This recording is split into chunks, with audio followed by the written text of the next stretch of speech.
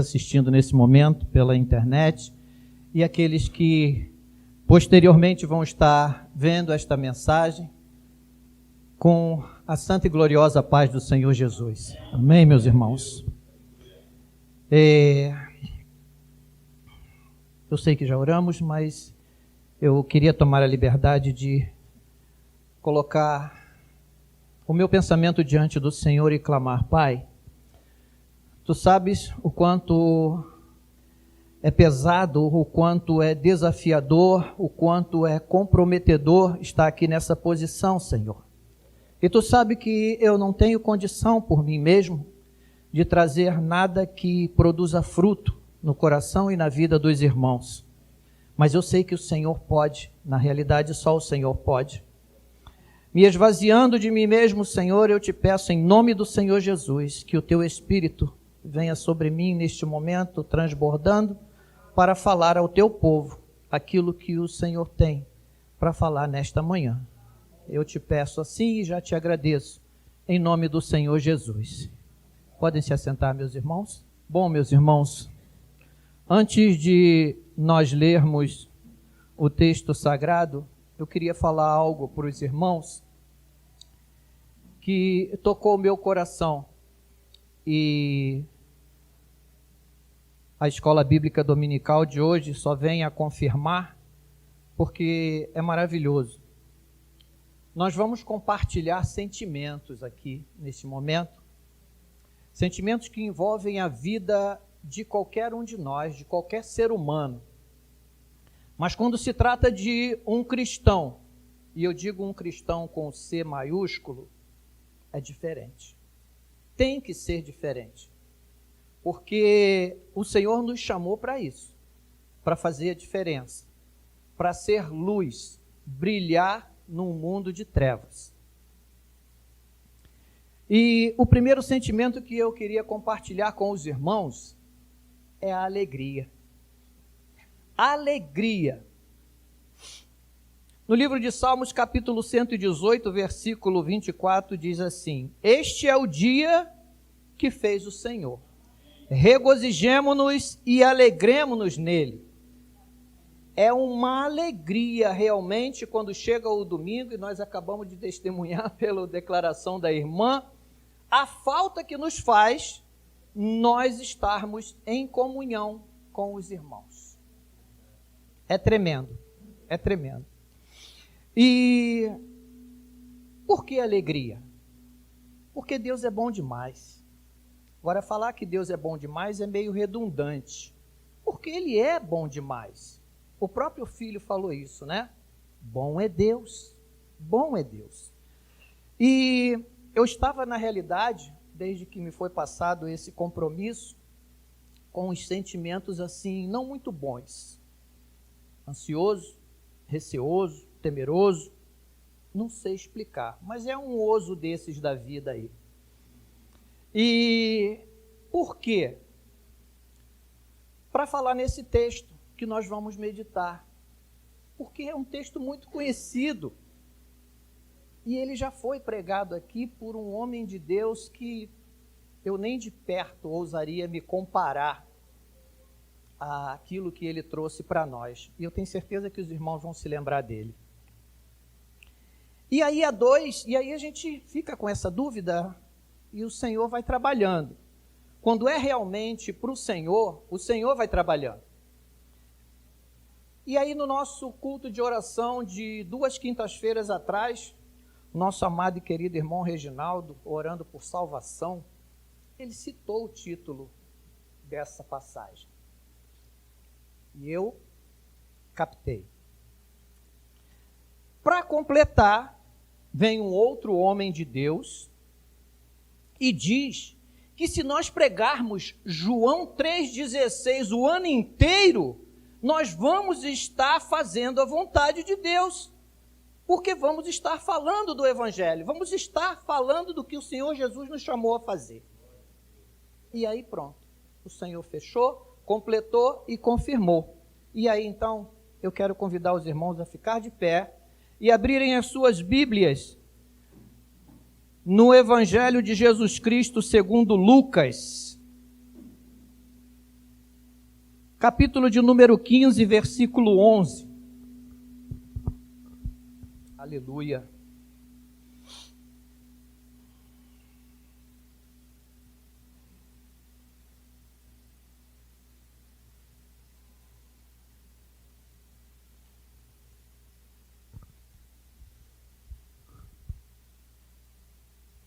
Amém? Diz assim a poderosa palavra do Senhor. Jesus contando uma parábola, que todos sabem, a parábola do filho pródigo, e disse: um certo homem tinha 2 filhos, e o mais moço deles disse ao pai: Pai, dá-me a parte dos bens que me pertence. E ele repartiu por eles a fazenda. E poucos dias depois, o filho mais novo, ajuntando tudo, partiu para uma terra longínqua, e ali desperdiçou os seus bens, vivendo dissolutamente. E havendo ele gastado tudo, houve naquela terra uma grande fome, e começou a padecer necessidades. E foi, e chegou-se a um dos cidadãos daquela terra, o qual o mandou para os seus campos a apacentar porcos.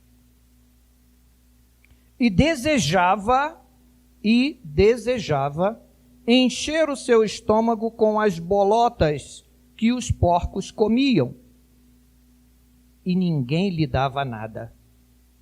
E tornando em si, disse: quantos jornaleiros de meu pai têm abundância de pão, e eu aqui pereço de fome. Amém? Até aqui, os irmãos podem se assentar.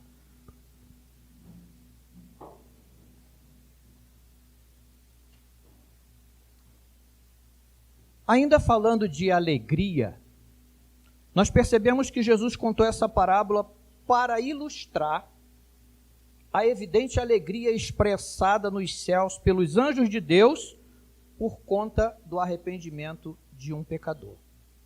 Lucas 15:10. Assim vos digo que há alegria diante dos anjos de Deus por um pecador que se arrepende. É alegria diante dos anjos de Deus e diante dos santos de Deus. Nós somos chamados a ser santos, santificados pelo sacrifício do Senhor Jesus. Não somos perfeitos, temos as nossas falhas, mas o Espírito Santo nos constrange de tal maneira que não nos alegra quando nós erramos. E aí a gente se apresenta diante do Senhor, declara para Ele que a gente reconheceu que erramos, nos arrependemos.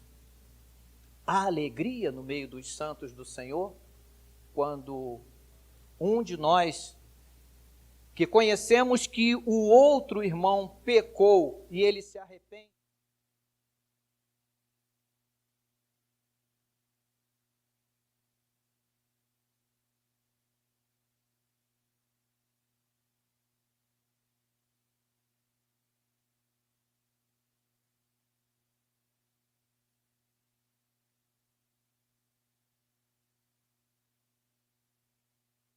Porque a nossa expressão de alegria vai demonstrar para esse irmão que nós estamos comungando com ele do arrependimento e do retorno ao convívio da família.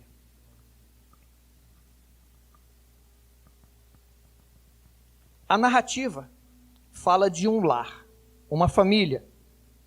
Mesmo não sendo citada aqui a figura da mãe, não quer dizer que ela não exista, porque tem um pai, 2 filhos, automaticamente tem uma mãe que devia estar nos seus afazeres, fazendo comida, lavando roupa, passando, nos afazeres do lar,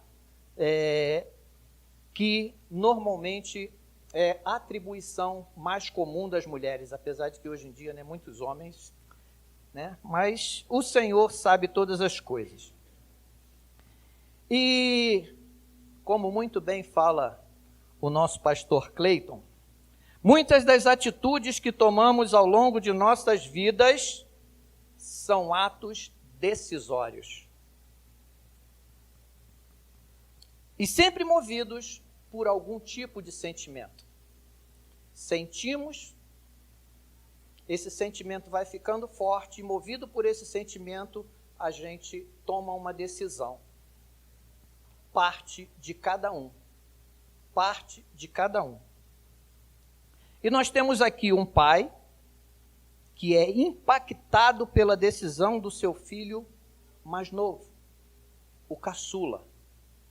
O caçula.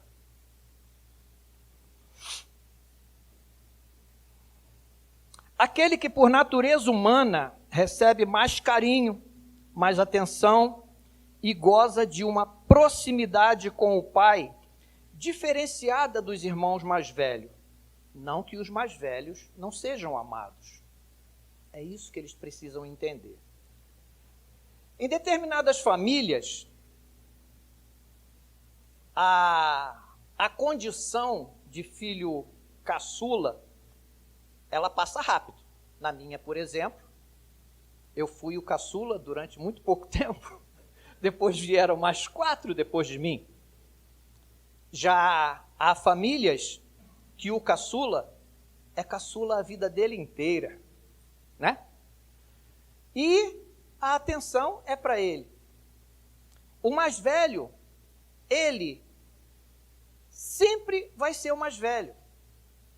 E se ele é sozinho na família, ele tem que entender que ele é o caçula, mas também é o mais velho. Então há um tratamento que precisa ser conciliado. E com Jesus era assim. Com Jesus era assim. Vejamos. Tinha uma multidão de discípulos que seguiam Jesus. Para esses, ele pregava, curava, alimentava fisicamente. Mateus 14, versículo 14 e 20 e 21. Os irmãos não precisam abrir que a gente precisa ganhar tempo. Mateus 14, versículo 14, 20 e o 21. E Jesus saindo, viu uma grande multidão. E possuído de íntima compaixão, sentimento de Jesus, para com ela, curou os seus enfermos. E comeram todos e saciaram-se. E levantaram dos pedaços que sobejaram 12 alcofas cheias. E os que comeram foram quase 5.000 homens, além das mulheres e crianças. Uma multidão que seguia Jesus. E para esses, ele pregava, ele curava os doentes, ele matava a fome, movido de íntima compaixão. Sentimento que precisa ser exercitado dentro da igreja. Nós precisamos estar atentos à voz do Espírito e exercitar o sentimento de compaixão para com o nosso irmão, para com a nossa irmã. Porque muitas das vezes a gente não sabe como ela passou a semana. A irmã fez a declaração dela na oração que ela passou a semana angustiada, desfalecida por causa da ausência no seio da família. Discípulos, muitos, multidão. Porém, tinha um grupo também de discípulos um pouco menor, a qual o Senhor considerava sua família. Mateus 12, 47 ao 50. E disse-lhe alguém: eis que estão ali fora tua mãe e teus irmãos que querem falar-te. Porém, ele respondendo disse ao que lhe falara: quem é minha mãe? E quem são meus irmãos? E estendendo a mão para os seus discípulos, disse: eis aqui minha mãe e meus irmãos, porque qualquer que fizer a vontade de Deus, a vontade de meu Pai que está no céu, este é meu irmão, irmã e mãe. Um grupo menor também de discípulos, mas que Jesus considerava a sua família. Por quê?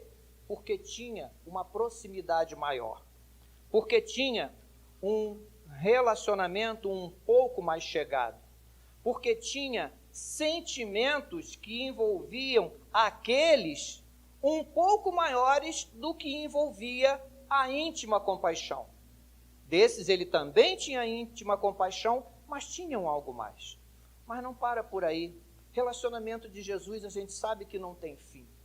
Não é verdade? E aí, além de André, o Senhor escolheu mais 11. Então ele tinha 12. Também discípulos, a quem foram chamados de apóstolos. Escolhidos a dedo, muito embora, muito bem citado pelo nosso irmão Max, não soube valorizar a escolha que Jesus fez. Ele escolheu segundo a sua vontade e pela sua divindade, ele já sabia o que ia acontecer. Não é verdade? A estes, aos apóstolos, Jesus dava a conhecer os mistérios do reino. Eles estavam no conteúdo em que Jesus também se compadecia deles, mas a proximidade era um pouco maior. Jesus dava a conhecer a eles os mistérios do reino. Mateus capítulo 13, versículo 10, 11 e 18. E acercando-se dele, os discípulos disseram-lhe: por que lhes falas por parábolas? Ele respondendo disse-lhes: porque a vós é dado conhecer os mistérios do reino dos céus, mas a eles não lhes é dado. Escutai vós, pois, a parábola do semeador. Ou seja, Jesus falava em parábolas, mas chamava os discípulos e explicava a ele as parábolas, dava os detalhes, o que era que significava aquelas parábolas que ele estava contando em relação ao futuro que havia de vir, ao gozar o reino do Senhor Jesus. Ele trazia eles num conhecimento um pouco mais elevado. Eram os apóstolos. E Jesus caminha. Porque desses apóstolos, ele tinha 3, a quem Jesus levava nas suas missões mais impactantes: ressurreição de mortos, cura de enfermidades que iriam ser realmente impactantes, e aos quais ele se apresentou transfigurado.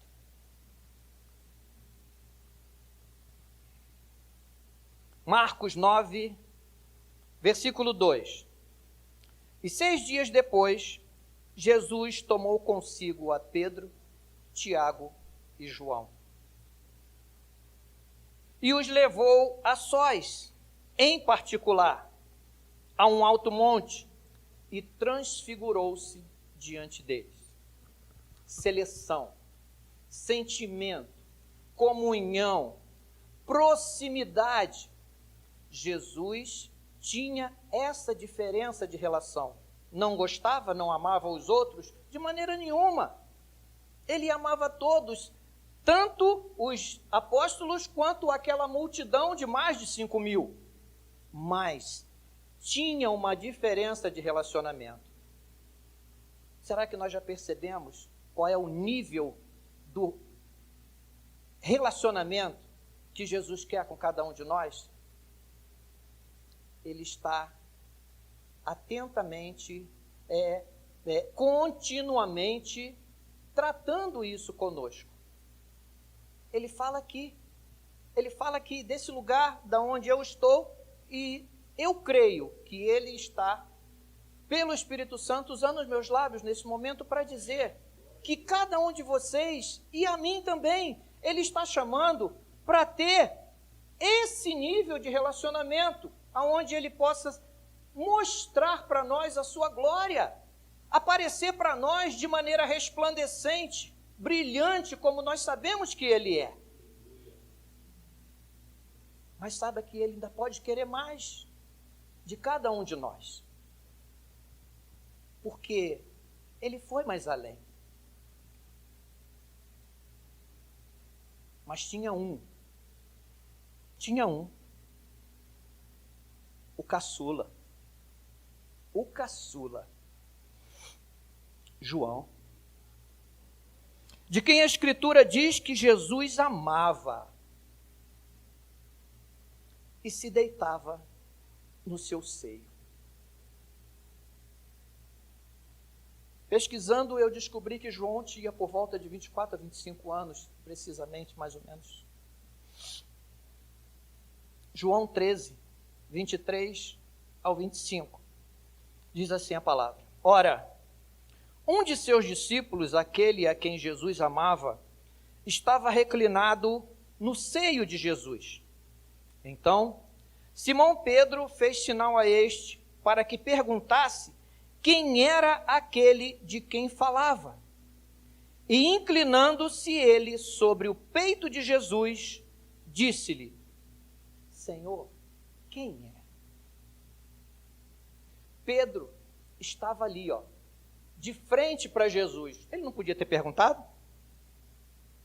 Mas o grau de intimidade para que aquela pergunta fosse feita tinha que ser maior do que a que Pedro reconhecia que tinha. Os próprios discípulos reconheciam que João tinha um relacionamento diferenciado de todos eles com o Senhor Jesus. Imaginem a cena. Jesus está sentado diante dos apóstolos e tem um que está lá, debruçado no ombro dele. E quando precisa se saber alguma coisa de mais profundidade, é aquele que vai perguntar. Porque o Senhor Jesus não vai se negar a responder e responder com carinho. É o caçula. O caçula, quando chega para a mãe, quando chega para o pai, a primeira coisa que o pai faz é botar a mão no pescoço.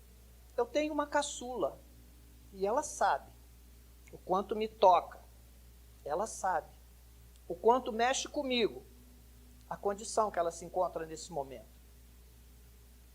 Mas João estava ali, encostado no peito de Jesus, e foi capaz de perguntar a Jesus quem é, quando Jesus declarou que um daqueles que estava ali iria trair ele. E Jesus, como diz a Escritura, respondeu. Agora imaginem, meus irmãos, o coração desse pai. E agora nós voltamos para o texto. Imaginem o coração desse pai. Na Bíblia, não consta ponderação. Mas eu creio, no meu entender, que o pai, abalado pelo impacto do pedido do seu caçula, questionou, ponderou e com certeza até chorou.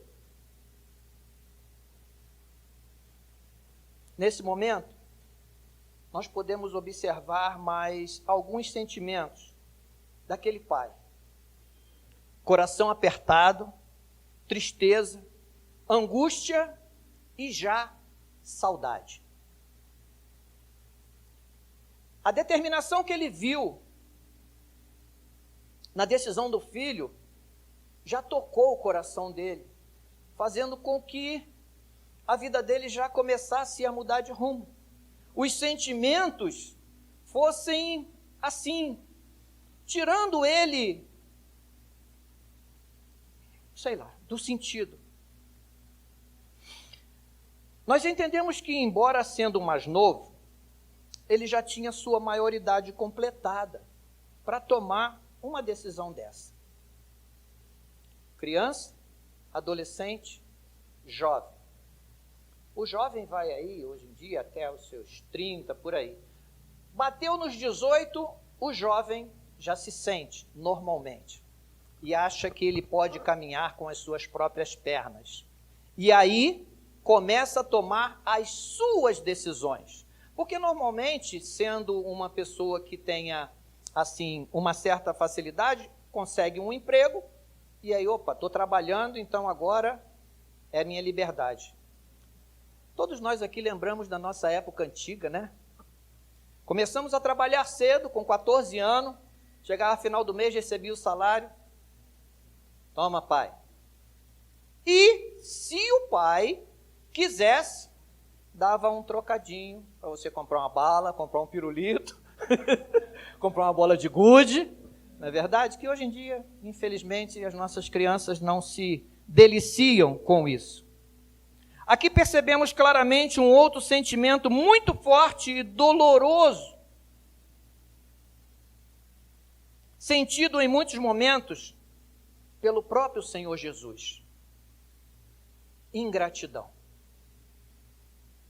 O filho, até alcançar essa idade, ele vivia debaixo da proteção do pai, ele tinha tudo. Ele tinha roupa, ele tinha comida, ele tinha lazer dentro do contexto da época, mas não era suficiente. E a ingratidão fez com que ele tomasse essa decisão de fazer uma exigência para o pai. Lucas 17, 15 a 17, diz assim a palavra do Senhor. E um deles, vendo que estava são, voltou glorificando a Deus em alta voz, e caiu aos seus pés, com o rosto em terra, dando-lhe graças. E este era samaritano.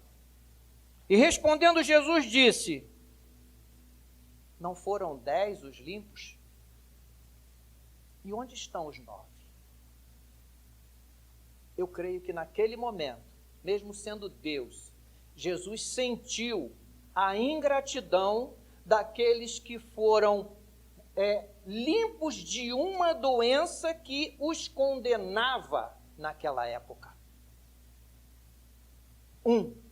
A quem era tido assim como estrangeiro, porque não tinha uma relação amigável com o povo judeu, voltou. E numa atitude realmente de humilhação, se prostrou aos pés de Jesus, com o rosto em terra, para glorificar e agradecer por ter sido curado. Nossas feridas têm sido curadas dia a dia. Qual o nível de comportamento da nossa parte diante do Senhor para agradecer? Obrigado, Senhor. Valeu. Gostei. Humilhação. Humildade, para melhor dizer. É o sentimento que o Senhor espera de nós. Tanto que ele faz uma referência disso em relação às crianças. Quando ele nos relata de que nós precisamos ter o sentimento de criança, é justamente por isso, porque a criança é sincera, a criança é humilde, é verdadeira, não guarda rancor, sabe compartilhar na maioria das vezes as coisas, isso dependendo da criação realmente que ela recebe, porque infelizmente às vezes há um certo comportamento diferenciado.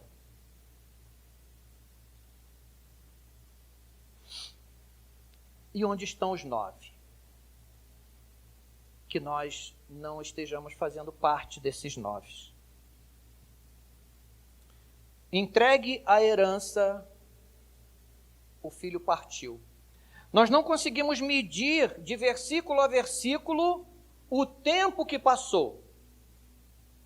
Mas a palavra diz que em poucos dias o filho mais novo, ajuntando tudo, partiu para uma terra longínqua. E ali desperdiçou os seus bens, vivendo dissolutamente. Dissolutamente. De forma corrupta, de forma devassa, de forma depravada, isenta da salvação.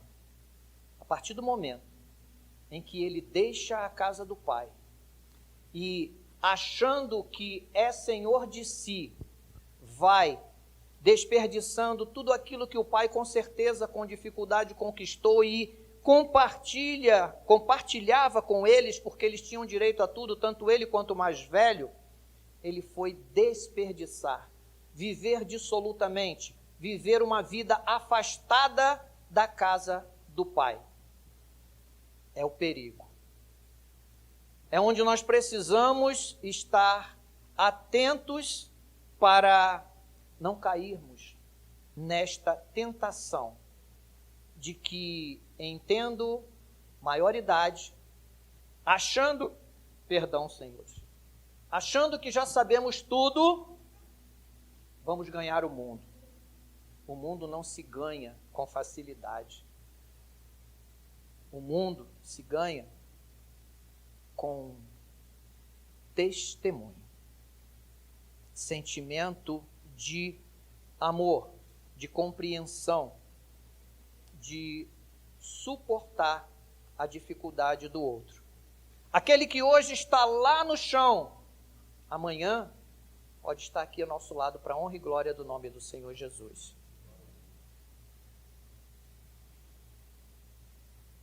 E havendo ele, versículo 14, e havendo ele gastado tudo, houve naquela terra uma grande fome, e começou a padecer necessidade. E foi, 15, e chegou-se a um dos cidadãos daquela terra, o qual o mandou para os seus campos a apacentar porcos. Enquanto nós temos a garantia de algo que nos dá o suporte, e nesse caso aqui era a herança que ele exigiu do pai, nada nos abala. Nada nos abala, estamos, como diz o ditado, com o rei na barriga. E aí vamos em frente. Porém, quando ela acaba, olhamos à nossa volta e não há ninguém com quem possamos contar. E sem Jesus, a situação, com certeza, é bem mais crítica. Olha aqui, mais um sentimento surgindo. Solidão. Ninguém à volta para conversar, desabafar, chorar. Todos viram as costas. Todos viram as costas. Enquanto tinha riqueza, enquanto tinha com que alegrar o mundo estava alegre contigo. Quando você não tiver como agradar o mundo vira as costas. E ele se viu assim, esse filho. Todos viraram as costas. O que ele não conseguiu enxergar num primeiro momento foi que o único que não virou as costas para ele foi Jesus. Jesus não vira as costas àquele a quem ele tem um propósito. Se há propósito nas nossas vidas, na vida das nossas famílias, mesmo que a gente não entenda, vamos ter fé e crer que o Senhor está tratando. Muitas das vezes nós até atrapalhamos um pouquinho e precisamos vigiar nisso. Ainda não estamos no ponto, precisamos de um pouquinho mais de aperto. E ainda assim vamos buscar a solução com a força que ainda pensamos ter em nossos braços. Nos vemos forçados a fazer aquilo que nunca imaginávamos. Nunca ia passar pela cabeça e no coração desse jovem que ele um dia, vivendo na casa do pai com toda a regalia que tinha, ia cuidar de porco. Nunca ia passar pela cabeça dele, mas foi o que aconteceu. E aí, ele foi apacentar os porcos. Versículo 16. E desejava encher o seu estômago com as bolotas que os porcos comiam, e ninguém lhe dava nada. É nesse versículo, é nesse sentimento que eu quero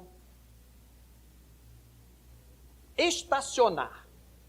Sentimento, desejo. E daqui o Senhor tirou o título da mensagem.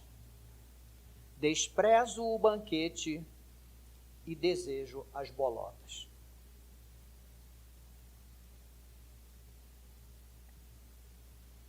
Desprezo o banquete e desejo as bolotas. Mas precisamos saber o que é bolota. Bolota ou boleta é o fruto de árvores da família do carvalho, como o carvalho, a azinheira e o sobreiro. O seu formato é semelhante a uma bola. E, ao contrário do que eu particularmente pensava, e creio que muitos aqui pensavam, quem vai gostar disso é a minha amada ali, é bastante nutritivo. Eu vou chegar lá e vocês vão ver por que vocês estão fazendo essa cara. É bastante nutritivo, sendo usado para melhorar a qualidade da carne dos suínos e podendo também ser consumido pela culinária humana. Sua farinha é muito rica e usada na alimentação celíaca. Surpresos? Eu também fiquei. Nunca que nós poderíamos imaginar por quê. Porque, irmãos, embora por mais selecionados que sejam os porcos que ele foi tratar, são porcos. São porcos. E aí a nossa mente liga o porco, comida de porco, não é bolota, é lavagem. Não é assim que a gente trata? Antigamente, quando eu era pequenininho, lá em Realengo, tinha lugares que criava porco e a gente saía pela rua batendo de casa em casa para pegar a lavagem, os restos de comida, para poder alimentar os porcos. Entendeu? Era assim que funcionava. Então, nunca que eu ia imaginar que a comida que aqueles porcos que ele foi cuidar, e tem certeza que ele não sabia disso também, mas descobriu, era um alimento nutritivo. Então, restos de comida era o que os porcos comiam na nossa época. Ali não, eram porcos selecionados e comiam bolotas porque melhorava a qualidade da carne deles. Porém, quando temos esclarecimento do que se trata essas bolotas, nós podemos entender aqui algo que jamais poderíamos entender. Que na realidade, o que aquele jovem desejou comer foi algo gostoso, algo de nutritivo, algo saboroso. Pois, por que ele desejou? Porque ele, se encontrando numa condição deplorável, cuidando de porcos, ninguém dava nada para ele, nada, o que se refere aqui, eram as coisas gostosas que ele queria comer. Ninguém dava nada. Então, talvez, não é evidente aqui, porque aqui consta que ele desejava. Não diz que ele comia. Mas era o que restava para ele. Talvez uma comida muito simples. E aí a sua mente voltou ao passado. Tempo em que estava na casa do pai e comia do bom e do melhor. Mas ali, como um cuidador de porcos, ninguém lhe dava nada. Na casa do pai ele tinha tudo. Na casa do pai, vocês se lembram? Vocês se lembram? Da mensagem? Quem pregou? Amém. Glória a Deus. Nosso amado pastor Elcio pregou essa mensagem, a casa do pai. Maravilhoso. E aí nós enxergamos aqui 2 mundos, 2 locais, 2 ofertas. Casa do pai, seio da família. Congregação, oferta, banquete. É aquilo que a gente recebe aqui. Na casa do pai, na congregação, nesta família maravilhosa, o Senhor tem nos banqueteado a cada instante, a cada momento que a gente se reúne aqui. Nas quintas-feiras, na nossa reunião, as reflexões têm sido tremendas, maravilhosas, e aí a gente sente falta, muitas das vezes. Não exijo, quem sou eu para exigir, mas gostaria que este salão estivesse lotado para o culto de oração. Em não podendo, a gente compreende muito bem, temos a oportunidade do online. Vamos nos esforçar para comer o banquete que o Pai está nos oferecendo. No domingo, meu Deus, enquanto a cadeira é vazia. O banquete está sendo servido, não por mim, porque eu não tenho condição de oferecer banquete a ninguém, mas o Pai sim, e Ele está oferecendo. Glória a Deus pelos que vieram saborear o banquete. Casa do maligno.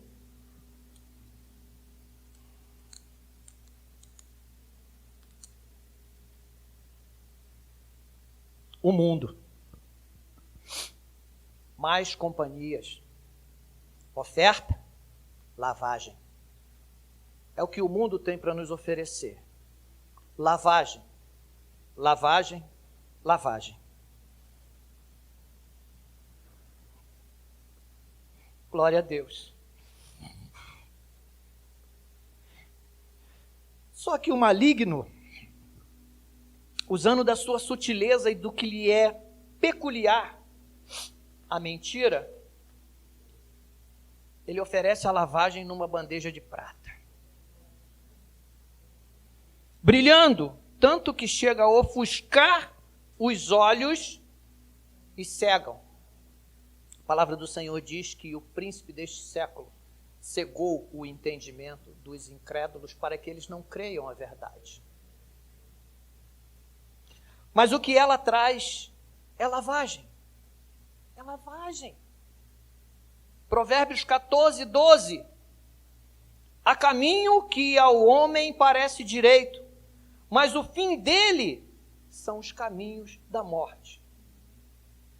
Aquilo que o Senhor, aquilo que o maligno oferece, numa bandeja de prata, coberta com aquelas coberturas que tem, né, quando vem aquelas comidas gostosas, né, aquilo brilhando, quando ele abrir, aquela comida vai te levar para a morte. Vai me levar para a morte. O que eu tenho escolhido?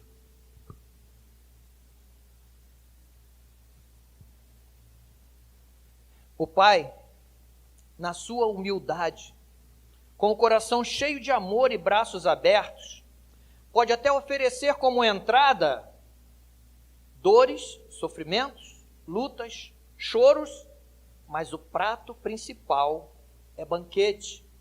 Bezerro cevado, anel no dedo, sandálias nos pés e a reintegração ao seio da família.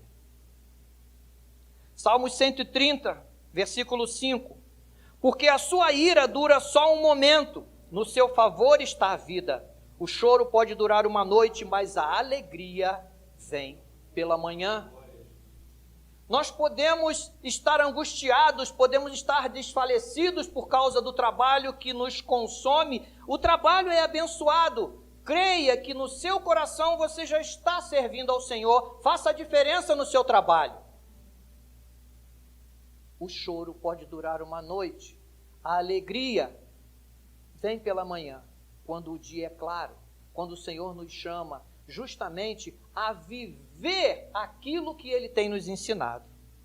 Glória a Deus. Louvado seja o nome do Senhor. Versículo 17. E tornando em si, disse: quantos jornaleiros de meu pai têm abundância de pão, e eu aqui pereço de fome.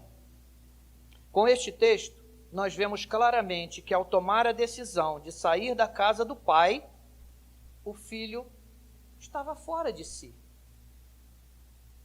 Houve um momento em que ele, não sei por que motivo, ficou fora de si, tomou a decisão, com certeza sem raciocinar, sem orientação, e não pediu essa orientação ao pai, nem conselho ao irmão mais velho, e tomou a decisão. Quando ele se viu numa condição deplorável, ele caiu em si, acordou. É como se despertasse de um pesadelo. Eu creio assim, que de repente ele estaria ali naquele momento vivendo um pesadelo, onde ele foi despertado. Condição que é evidenciada por alguns sentimentos: ingratidão, soberba, insensibilidade. Nós falamos aqui de sensibilidade no perceber a questão do trabalho que nós podemos oferecer ao Senhor para glorificar o nome dele dentro da congregação. Aqui houve insensibilidade por parte deste jovem, soberba, achando que ele, tendo a parte dele da herança, que nós sabemos muito bem que naquela época não era nem muita coisa, porque o filho mais velho tinha direito a 2/3 da herança, e o filho mais novo cabia somente 1/3, então ele não levou tanta coisa assim. E gastando dissolutamente, a gente sabe que saco que só tira, quando a gente for olhar, está vazio. E foi assim que ele viveu. Aqui fica uma interrogação para cada um de nós. Quando que eu desprezo o banquete e desejo comer bolotas?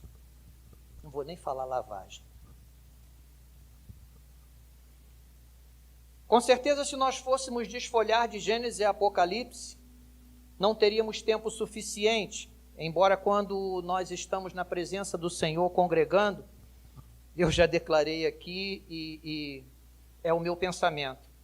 Eu não tenho outro compromisso. Quando não tenho compromisso com Cristo. Foi só coincidência, tá? Eu nem não tinha olhado aqui para aqui ainda. Quando não tenho compromisso com Cristo. Lucas 9, 61, 62. Disse também outro: Senhor, eu te seguirei, mas deixa-me despedir primeiro dos que estão em minha casa. E Jesus lhe disse: ninguém que lança a mão do arado e olha para trás é apto para o reino de Deus. Compromisso com o Senhor. Compromisso. Um compromisso básico o Senhor convida, porque Ele não exige, mas Ele convida a cada um de nós. Oração, leitura da Bíblia e jejum. 3 convites a nos comprometermos com Jesus nisso. Passando disso, estarmos em comunhão com os irmãos, congregarmos. Está acabando o tempo. Está acabando o tempo. Talvez nós possamos, de repente, dar uma piscada de olhos e quando abrir, não podemos mais nos reunir. Complicado. Compromisso com Cristo. 2. Quando me envergonho do Evangelho. Isso é muito perigoso. Lucas 9, 26. Porque qualquer que de mim e das minhas palavras se envergonhar, dele se envergonhará o Filho do Homem quando vier na sua glória e na do Pai e dos santos anjos. Deus é justo. Jesus é um com o Pai. Então, ele veio para estabelecer e pregar justiça. E ele diz que aquilo que o homem semear, isso também ceifará. Aquilo que nós plantamos, nós colhemos. E se eu me envergonho de não só pregar, porque com muita propriedade, um irmão abençoado, há algum tempo atrás, falou, e eu concordo, que aquilo que nós falamos aqui, muitas das vezes nós não podemos falar lá fora. Porque é complicado. Nós estaríamos, de alguma maneira, antecipando a pressão. Mas lá fora, nós não precisamos falar. Nós precisamos viver. Nós precisamos testemunhar. E assim, nós não estaremos nos envergonhando do Evangelho. Vivam o Evangelho lá fora. Pregue e fale ele aqui dentro. Mas lá fora, viva, dê testemunho. A partir do momento em que abrirmos os nossos olhos de manhã, até a hora em que nós nos deitarmos para dormir de novo. É isso que o Senhor requer de nós. 3. Quando não confirmo a minha conversão. Nós costumamos dizer que aqui na congregação, ou todas as congregações que realmente pregam a palavra do Senhor, que não, e o próprio Jesus falou isso, que não são os sãos que precisam de médicos. Então aqueles que vêm para cá, com certeza, vem com alguma carência, com alguma doença, vem com, eu não digo doença física, eu digo doença espiritual, com algum problema de pecado, seja qual for. E nós temos por responsabilidade fazer com que essa pessoa, ao entrar aqui, não saia do mesmo jeito. Lucas 22, 31, 32. Disse também o Senhor: Simão, Simão, eis que Satanás vos pediu para vos cirandar como trigo. Mas eu roguei por ti, para que a tua fé não desfaleça. E tu, quando te converteres, confirma teus irmãos. Nós precisamos confirmar a nossa conversão a cada um de nós aqui mesmo, demonstrando o cuidado, o carinho, o afeto, o compromisso com a congregação, o compromisso com Cristo, aquilo que o Senhor nos chamou a fazer. Ele te chamou só a chegar aqui cedo para esperar o culto? Chega cedo. Ele te chamou a catar os papéis depois do culto? Faça isso. Ele te chamou a arrumar as cadeiras? Faça isso. O Senhor não exige muito de nós. O que Ele pede de nós é tão pouco diante do muito que Ele fez. A vida de um santo, a vida de um justo, a vida do Filho unigênito do Pai. Quando valorizo, 4, e para nós estarmos encerrando. Quando valorizo a quantidade e desprezo a qualidade. Gálatas 5, 19 ao 25. Se os irmãos puderem, contem para mim. Porque as obras da carne são manifestas, as quais são adultério, fornicação, impureza, lascívia, idolatria, feitiçaria, inimizade, porfia, emulações, iras, pelejas, dissensões, heresias, invejas, homicídios, bebedice, glutonarias e coisas semelhantes a estas. Perdi a conta. Acerca das quais vos declaro, como já antes vos disse, que os que cometem tais coisas não herdarão o reino dos céus. É enfático. Jesus é enfático quando, através do apóstolo Paulo, ele declara à igreja de Gálata que todas estas obras da carne levarão o homem para o inferno. Mas o fruto do Espírito é amor, gozo, paz, longanimidade, benignidade, bondade, fé, mansidão, temperança. Meio desproporcional, né? Mais de 15 obras da carne combatendo com meia dúzia de frutos do Espírito. Só que tem um detalhe. E um detalhe que faz toda a diferença. Jesus, através do apóstolo Paulo, declara: contra essas coisas não há lei. E os que são de Cristo crucificaram a carne com as suas paixões e concupiscências. E se vivemos em espírito, andemos também em espírito. É isso que o Senhor quer de nós. O que o mundo oferece em questão de oferta, possibilidades, é muito maior em quantidade as obras da carne. Tudo que satisfaz o ego, tudo que satisfaz o coração muitas das vezes, mas a palavra do Senhor nos diz que o coração é enganoso mais que todas as coisas, e perverso. E perverso. Olha o detalhe que o Senhor acrescenta. Então nós precisamos, em detrimento às obras da carne, escolhermos saborear o fruto do Espírito. É o banquete. É o banquete que o Pai nos oferece. Deus nos espera de braços abertos. Não fiquemos divididos, porque agora, com o entendimento da necessidade de arrependimento, desejemos e tomemos a decisão de declarar: Pai, pequei contra o céu e perante ti, e já não sou digno de ser chamado teu filho. e ouçamos o que o Pai tem a nos dizer. Com certeza, Ele vai abrir os braços e vai nos aconchegar. Vai mostrar o amor que Ele a todo instante vem apresentando para nós.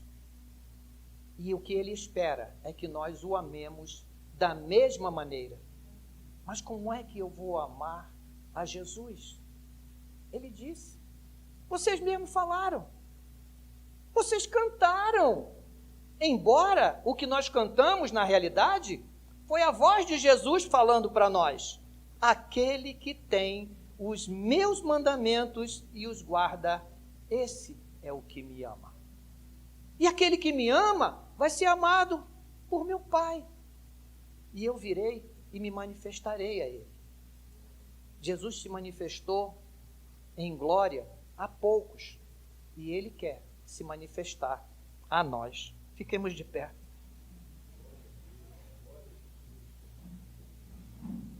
Soberano Deus, amado e querido Pai, com alegria, Senhor, te entregamos neste momento aquilo que o Senhor pôs em nosso coração. Não saiu de nós.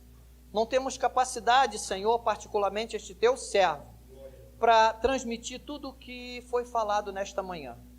Espero sim, Senhor.